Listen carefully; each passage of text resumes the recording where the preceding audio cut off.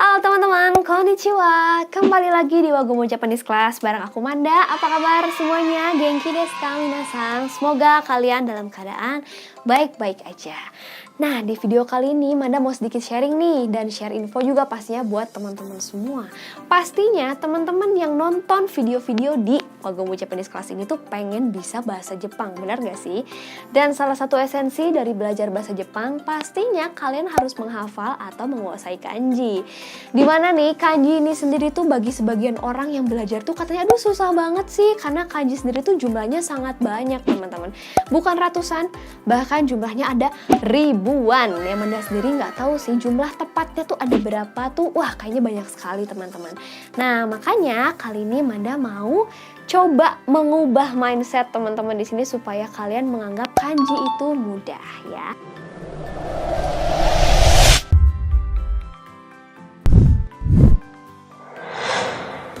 Jadi ada tips-tips dari aku, ada step-stepnya gimana sih supaya kita bisa lebih mudah belajar kanji. Yang pertama pastinya kalian harus niatin dulu. Kalian harus masukin ke kepala kalian kalau kanji itu mudah. Nah, aku punya nih mantranya buat kalian ucapin 3 kali ya teman-teman. Kalian harus ucapin 3 kali biar kanji jadi mudah. Mantranya seperti ini. Kanji mah gampang, yang penting tahu bentuknya. Kanji mah gampang, yang penting tahu bentuknya. Kanji mah gampang, yang penting tahu bentuknya. Nah, setiap mau belajar kanji, kalian harus ngucapin mantra itu dulu guys. Jadi ntar di otak kalian tuh, wah kanji mah gampang, asal tahu bentuknya, ya kan? Nah, step yang kedua berikutnya, teman-teman jangan hafalkan kanji melalui ongyomi atau kungyominya. Percuma teman-teman, karena orang yang udah jago kanji sekalipun, bahkan orang Jepangnya sekalipun aja nggak tahu tuh cara baca ongyomi dan kungyominya seperti apa. Tapi teman-teman harus hafalkan kanji itu sebagai kosakata baru ya. Jadi hafalkan kanji sebagai kosakata baru, maka kalian akan lebih mudah menghafalkan kanji. Dan yang ketiga, Manda punya tips jitu nih biar kalian bisa lebih gampang mengingat kanji, yaitu melalui ilustrasi ya. Masih ingat gak teman-teman yang belajar N5? Waktu kita pertama kali belajar kan kita belajar hiragana dan juga katakana tuh. Kita belajarnya menggunakan ilustrasi pastinya. Dan menurut Manda sih itu tuh sangat efektif banget. Teman-teman juga bisa buktiin sendiri kalau kalian tuh bisa menghafalkan hiragana dan atau katakana dalam waktu kurang dari 1 jam. Setuju nggak? Ya, karena kita menggunakan ilustrasi. Jadi cara kerja otak manusia tuh kalau diimajinasikan dengan ilustrasi, dengan gambar, itu tuh biasanya jadi lebih nangkep, lebih cepat menghafalnya. Nah, itulah cara Wagomu Japanese Class. Jadi di video kali ini juga Manda akan menjelaskan atau ngajarin teman-teman gimana sih caranya kita belajar kanji N5 menggunakan ilustrasi. So, teman-teman stay tune terus dan tonton videonya sampai selesai ya. Oke teman-teman, Manda akan langsung aja ajarin kalian gimana sih caranya belajar kanji pakai ilustrasi. Pertama-tama kalian perhatikan dulu ilustrasi yang sudah aku buat di sini. Oke, di pojok atas Manda ada tulis caption. Captionnya seperti ini nih, 3 pohon besar di hutan rimba. Nah, hutan rimbanya kan aku tebelin. Itu tuh jadi kata kunci yang mesti kalian ingat-ingat terus ya. Oke, setelah baca caption, teman-teman langsung lihat gambar di bawahnya. Di sini Manda udah menggambar 3 pohon besar, benar kan? Jadi ada 3 pohon besar yang lagi ditumpuk gitu guys, yang ada di hutan rimba. Oke, setelah lihat gambar, kalian ke atas lagi guys. Nah, di situ sudah ada karakter kanjinya atau hurufnya.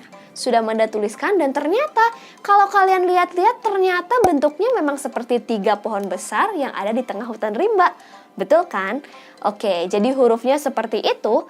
Cara bacanya adalah shin dan artinya adalah hutan rimba. Hutan rimba sendiri dalam bahasa Jepang adalah mori. Mori, kalian ingat-ingat ya. Oke, kalau sudah hafal langsung ke bagian bawah. Di bagian bawah Manda juga udah menuliskan 2 contoh kata ya teman-teman. Yang pertama ada kata dari kanji itu sendiri yaitu mori yang artinya hutan rimba.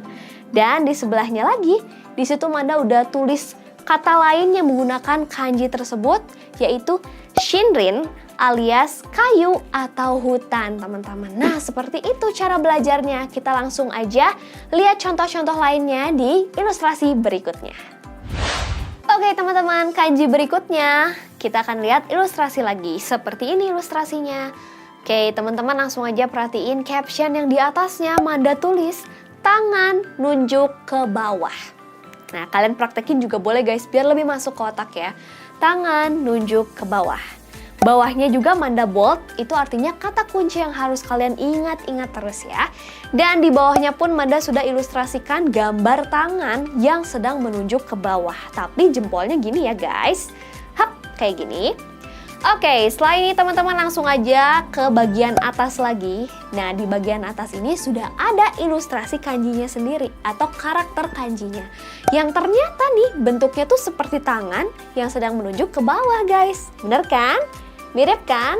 Oke, dan ini cara bacanya adalah K atau G. Jadi ada dua nih cara bacanya, antara K atau G. Dan bentuk hurufnya seperti itu guys, seperti tangan yang menunjuk ke bawah. Dan ini artinya adalah bawah. Bawah, dan bawah dalam bahasa Jepang adalah shita. Oke, dan kalau sudah hafal kita langsung aja ke contoh yang ada di bagian bawah ya teman-teman ya. Di sini Manda udah tulis beberapa kata yang menggunakan kanji bawah ini. Jadi yang pertama ada sagaru, sagaru, dan ada kudaru, yang dua-duanya artinya turun ya.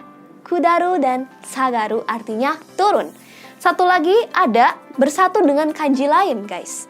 Jadi dibacanya adalah kutsushita, yang artinya menjadi kaos kaki. Wah, ternyata kanji ini tuh bisa bersatu juga dengan kanji lain ya, bisa bersatu dengan hiragana dan menciptakan kosakata-kosakata baru lainnya. Luar biasa kan teman-teman? Yuk kita langsung lanjutin aja ke ilustrasi berikutnya. Oke teman-teman, kita lanjutin lagi ke kanji berikutnya ya. Nih, perhatikan lagi ilustrasi berikut ini. Yuk kita langsung aja lihat caption di atasnya. Manda di situ udah nulisin tangan nunjuk ke atas. Nah, kalau tadi mah ke bawah, sekarang ke atas guys. Jadi kalian bisa langsung hafalkan saja kata kuncinya atas ya. Ingat-ingat kata atas, oke. Dan di bawahnya sudah ada Manda ilustrasikan tangan yang lagi nunjuk ke atas kayak gini. Dan teman-teman langsung aja perhatikan di bagian atas lagi sudah ada kanjinya. Dan kanjinya ternyata kalau dilihat-lihat seperti tangan yang lagi nunjuk ke atas kan? Ya kan? Nah, kurang lebih seperti itu teman-teman cara ngafalinnya ya. Dan kanji ini dibacanya jo. Panjang ya, dibacanya jo ya. Oke, dan ini memiliki bermacam-macam arti, tapi semuanya intinya adalah mengarah ke atas. Yang pertama bisa berarti atas, ya. Bahasa Jepangnya ue, ua, dan kami. Bisa 3 ya teman-teman. Dan kanji ini pun bisa berarti angkat. Wah, banyak ya. Angkat, bahasa Jepangnya akeru. Akeru. Kemudian kanji ini juga bisa berarti naik. Wow, udah atas, angkat, naik ya. Naik, bahasa Jepangnya adalah noboru. Noboru itu. Jadi ini teman-teman perlu kerja keras untuk menghafalkan kanji-kanjinya ya, arti-artinya. Jadi banyak cara bacanya. Dan di bawah Manda juga udah sertakan contoh-contoh kanji ini kalau bergabung dengan kanji lain itu seperti apa sih. Nah, yang pertama ada, ini kata ini sering banget muncul teman-teman. Jadi dia bersatu dengan kanji tangan ya. Yang bacanya adalah jozu, artinya pandai. Kemudian kalau menjadi kata kerja, dia menjadi seperti ini, agaru, yang artinya adalah naik. Oke, gitu teman-teman. Kita akan lanjutin lagi ke ilustrasi berikutnya. Oke guys, kita masuk ke kanji berikutnya ya. Ilustrasinya seperti ini teman-teman. Nah, kita langsung fokus saja ke caption di atasnya. Ada tulisan turun hujan ya. Nih hujannya Manda tebelin, jadi ingetin hujan adalah kata kuncinya. Kemudian di bawahnya Manda udah bikin nih, udah menggambar awan. Terus si awannya tuh ada tetesan-tetesan air yang melambangkan itu tuh lagi hujan gitu. Teman-teman bayangkan gambar awan yang lagi ada tetesan air hujannya ya. Oke, nah sekarang kita ke atas lagi. Kita lihat ternyata di sini ada sebuah kanji yang gambarnya kok mirip banget nih dengan awan yang ada tetesan hujannya. Nah, ini dia huruf kanjinya seperti ini teman-teman. Dan ini cara bacanya adalah U. Cara bacanya adalah U. Ingat-ingat ya. Nah, ini tuh artinya adalah hujan ya. Dan hujan dalam bahasa Jepang adalah ame. Ame ya. Dan ternyata ada cukup banyak juga kanji yang bisa bersatu dengan kanji hujan ini, teman-teman. Yang pertama adalah kanji ini. Oke. Ini bacanya adalah uki. Uki yang artinya musim hujan. Nah, berikutnya ada lagi nih teman-teman, dia bisa bersatu dengan kanji besar ya, kanji oki kalau kalian tahu. Dia kalau bersatu dengan kanji besar bacanya menjadi oame. Oame yang artinya hujan deras atau hujan besar. Nah, kayak gitu teman-teman, gampang kan? Yuk lanjutin lagi ke ilustrasi berikutnya. Oke guys, kita lanjutin lagi ke ilustrasi berikutnya ya. Kurang lebih seperti ini teman-teman. Kita langsung fokus saja ke caption di atasnya. Di situ Manda nulis alis dan kumis ayah ya. Jadi ayahnya aku tebelin karena itu adalah kata kuncinya. Ayah. Oke, kalau kita lihat langsung ke bagian bawahnya, Manda juga sudah menggambar sosok ayah ya, di mana dia tuh memiliki alis dan juga kumis ya, seperti ilustrasi ini. Teman-teman bayangin aja nih wajah ayah kalian ya. Oke, dan setelah itu kita balik lagi ke atas teman-teman. Nah, ternyata huruf atau kanjinya sendiri tuh ternyata bentuknya seperti alis dan kumis ayah kalau dilihat-lihat ya. Oke, jadi teman-teman ingat-ingat ini adalah kanjinya ya.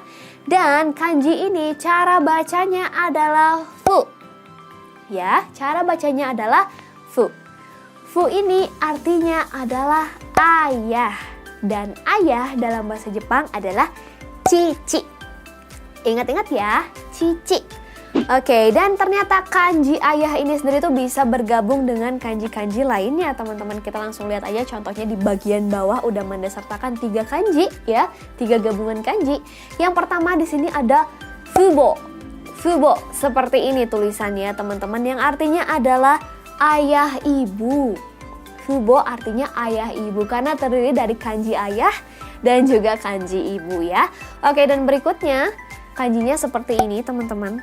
Ini tulisannya adalah oto-san. Jadi kanjinya satu tapi di pinggir-pinggirnya itu ada hiragana yang lainnya. Oto-san yang artinya adalah ayah ya. Dan yang terakhir ada seperti ini. Nah, kanji ini tuh bacanya adalah cici oya. Cici oya yang artinya adalah ayahanda. Oke, jadi sedikit lebih formal ya teman-teman ya. Oke deh, kita akan lanjutin lagi ke ilustrasi berikutnya. Oke guys, kita lanjutin lagi ke ilustrasi yang berikutnya ya. Seperti inilah kurang lebih, kita langsung fokus saja ke caption di atasnya. Di situ Manda tulis 3 puncak gunung. Sesuai dengan ilustrasi di bawahnya, Manda juga udah menggambar 3 puncak gunung, di mana gunung yang tengah itu lebih tinggi dibandingkan 2 gunung di sebelahnya ya teman-teman ya. Oke, kalau gitu kita langsung ke atas lagi. Di sini langsung kita bisa melihat satu karakter atau satu kanji ya, yang ternyata bentuknya tuh seperti 3 puncak gunung ya. Oh ya, Manda lupa gunungnya Manda tebelin ya. Ya, bentuknya kan seperti 3 puncak gunung nih teman-teman. Dan memang kanji ini artinya adalah gunung. Cara bacanya adalah san. Dan gunung dalam bahasa Jepang itu adalah yama. Oke teman-teman, nah kita akan lihat lagi ya kanji gabungan yang bisa diciptakan dari kanji gunung itu apa aja. Nih di bawah udah ada 2. Yang pertama ini adalah salah satu gunung yang benar-benar terkenal banget di Jepang ya teman-teman ya. Tulisan kanjinya tuh seperti ini. Tulisan ini bacanya Fujisan. Jadi bukan Fujiyama ya, tapi kita pakai cara bacanya yang sang tadi. Jadi Fujisan, cara bacanya seperti itu. Dan berikutnya ada lagi nih, kanjinya bergabung dengan kanji api. Wah, kira-kira artinya apa ya? Tentu saja artinya menjadi gunung berapi. Bacanya adalah kazang. Gitu guys, kita langsung lanjutin ke kanji berikutnya ya. Ya, teman-teman, ilustrasi kanji berikutnya seperti ini ya. Kita langsung ulik aja dari atas. Di sini Manda udah tulis caption, bangun lebih cepat ya. Cepatnya di sini aku tebelin, jadi kata kuncinya adalah cepat ya. Dan di bawahnya Manda juga udah menggambar kayak ada sosok manusia yang lagi yang lagi bahasa Sundanya sih nguliat teman-teman kayak bangun, terus dia kayak pakai selimut gitu, jadi masih di kasur, jadi dia tuh bangun lebih cepat gitu teman-teman. Coba bayangin aja orang yang bangunnya lebih cepat tuh kan mukanya tuh kayak fresh, kayak lebih siap. Nah, bayangin aja ilustrasi ini ya, bangun lebih cepat. Dan kalau kita lihat di bagian atasnya lagi, nah ternyata kanjinya bentuknya mirip sekali dengan orang yang bangun lebih cepat, benar nggak? Ya kan, ini tuh kayak tangannya, terus ini tuh yang atas tuh kayak mukanya dia gitu guys, bangun lebih cepat ya. Dan kanji ini cara bacanya adalah so atau sa. So atau sa, yang artinya adalah cepat ya. Oke, dan cepat ini sendiri dalam bahasa Jepang tuh ada dua ya, ada bisa hayai atau hayamaru guys, bisa antara dua itu ya teman-teman. Oke, dan ternyata kanji cepat ini juga bisa bersatu dengan kanji-kanji lainnya. Yang pertama kita lihat contoh pertama, dia bisa dibaca sotai, yang artinya pulang lebih awal atau pulang awal teman-teman kayak gitu. Dan yang kedua, nah, di sini siapa yang suka hayaoki alias bangun lebih cepat atau bangun cepat ya. Kanjinya seperti ini ya. Hayaoki, okinya dari oki bangun, okiru ya. Dan yang ketiga contohnya ada sasoku. Sasoku. Jadi S-nya tebal yang tengah-tengahnya ya. Yang artinya adalah segera alias asap alias as soon as possible. Oke teman-teman, kita akan lanjutin lagi ke kanji berikutnya. Oke teman-teman, ilustrasi berikutnya seperti ini ya. Yuk kita langsung lihat bagian atasnya. Manda di situ tulis angka 100 terbalik ya. 100-nya aku tebelin, berarti kata kuncinya adalah 100 ya. Dan di bawahnya aku udah menggambar, udah nulis angka 100 tapi terbalik teman-teman. Buat apa? Ya pokoknya kalian bayangin aja ya, angka 100 yang terbalik ditulis ke bawah kayak gitu ya. Angka 100 terbalik. Oke, sekarang kita langsung lihat aja karakter atau huruf atau si kanjinya sendiri. Nih, ternyata kalau dilihat-lihat kanjinya itu mirip seperti angka 100 yang ditulis terbalik ke bawah ya. Oke, dan memang ini adalah kanji angka 100 ya. Cara bacanya adalah hyaku. Hyaku yang artinya 100, dan 100 dalam bahasa Jepang juga sama dengan cara bacanya yaitu hyaku ya. Jadi mudah nih ketika cara bacanya dan bahasa Jepangnya sama ya. Oke, dan ini tuh bisa bersatu juga pastinya dengan kanji-kanji lainnya. Yang pertama dia bisa bersatu juga dengan kanji umur alias sai ya. Jadinya hyakusai yang artinya usia 100 tahun. Kanjinya kayak gini guys. Kanji sai itu agak ribet ya. Hyakusai. Oke, dan berikutnya juga dia bisa bersatu dengan mata uang tentu saja, karena kan ini bilangan ya atau angka ya. Jadinya hyakuen untuk mengatakan 100 yen. Jadi tulisan Jepangnya kayak gini. Kalau kalian jalan-jalan di Jepang, lihat kayak ke supermarket, terus kalian lihat ada kanji kayak pintu, nah itu adalah yen alias mata uang Jepang ya. Oke deh, kita langsung lanjutin aja ke kanji berikutnya. Ya teman-teman, kita tiba nih di dua kanji terakhir ya. Kita langsung lihat aja di kanji ini. Ilustrasinya kayak gini guys. Kalau Manda tulis di captionnya sih kayak batu besar di bawah tebing. Batunya juga aku tebelin, berarti kata kunci kita hari ini adalah batu ya. Batu besar di bawah tebing. Oke, ini Manda udah buatin ilustrasinya biar kalian lebih mudah ngebayangin batu besar yang ada di bawah tebing. Kurang lebih gambarnya kayak gini guys. Diingat-ingat ya. Oke, sekarang kita akan langsung lihat saja gimana nih bentuk kanjinya ya. Nah, ternyata bentuknya seperti itu guys. Dan memang bentuknya tuh menurut aku tuh mirip banget sama batu besar di bawah tebing guys. Jadi ingat-ingat aja kanji ini tuh adalah batu besar di bawah tebing. Yang cara bacanya adalah seki atau shaku ya. Yang artinya adalah batu. Batu dalam bahasa Jepang adalah ishi. Oke? Nah, ternyata nih kanji batu juga bisa bergabung dengan kanji-kanji lainnya ya. Nggak hanya berdiri sendiri aja guys ya. Kita langsung lihat ternyata dia bisa bergabung juga dengan kanji ini nih ya. Jadi bacanya adalah hoseki.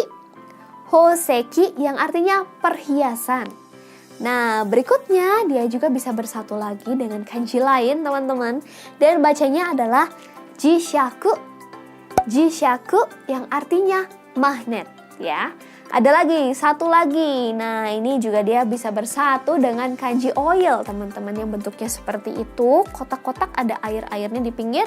Ini bacanya menjadi sekiyu. Sekiyu yang artinya minyak bumi. Oke teman-teman, menarik nih kanji batu ini, ternyata cukup banyak kombinasi kanjinya ya. Next, kita langsung aja ke kanji berikutnya. Oke, kita udah tiba di kanji terakhir ya. Ilustrasinya kayak gini teman-teman. Kita langsung lihat aja caption yang aku bikin. Itu semuanya tebel. Karena memang udah melambangkan pintu gerbang ya teman-teman ya, pintu gerbang. Kita langsung aja lihat gimana nih Manda menggambar pintu gerbang. Seperti inilah ilustrasinya. Jadi satu pintunya tuh agak kebuka karena kita akan ketahui jawabannya ketika lihat karakter kanjinya nih. Nah, ternyata karakter kanjinya tuh ya kalau kita tulis tangan itu pintu yang satu lagi tuh agak naik gitu. Tapi kalau misalnya kita pakai kayak komputer atau apa pasti seimbang. Tapi kalau kita tulis tangan, kanji yang satu lagi tuh agak naik. Jadi seperti pintu gerbang yang terbuka. Oke guys, jadi memang kanji ini tuh adalah pintu gerbang ya. Artinya pintu gerbang.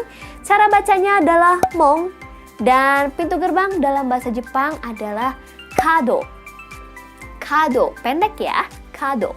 Oke, dan aku udah tulisin juga kosakata berkaitan dengan kanji ini. Yang pertama ada mong. Mong ini pakai kanji ini murni ya. Jadi ini artinya adalah pintu gerbang ya.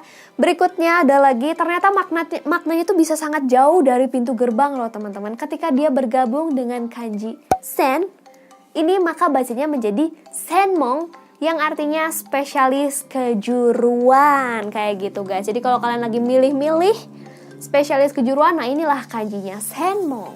Seperti itu guys, mudah kan? Gimana, kalian mengerti nggak 10 kanji yang udah aku jelaskan lewat ilustrasi? Komen di bawah ya. Nah, semua ilustrasi kanji tadi ada di kanji card guys, yang totalnya tuh ada 108 ilustrasi kanji untuk jenjang N5. Sebenarnya kanji card itu cuma buat aku sendiri sih, karena emang buatan aku gitu guys. Tapi kalau misalkan kalian mau, kalian pengen punya juga, boleh kok, kalian komen aja di bawah ya. Mana juga penasaran nih, kira-kira ada berapa orang nih yang menginginkan punya kanji card juga? Langsung komen. Oke deh teman-teman, barangkali segitu aja ya buat video kali ini. Semoga kalian mengerti dengan ilustrasi yang udah aku jelasin tadi. Semoga kalian juga nggak kesulitan belajar kanji, tetap semangat ya teman-teman. Jangan lupa juga sebutin mantra yang udah aku bilangin tadi. Kanji mah gampang, asal tahu bentuknya. Setiap mau belajar kanji, ucapin ya teman-teman. Terima kasih banyak buat teman-teman semua yang udah nonton video ini dari awal sampai selesai. Pastinya jangan lupa untuk subscribe biar Manda makin semangat belajar bahasa Jepang buat teman-teman semua ya. Oke deh, kalau gitu aku Manda. Arigato, mata ne.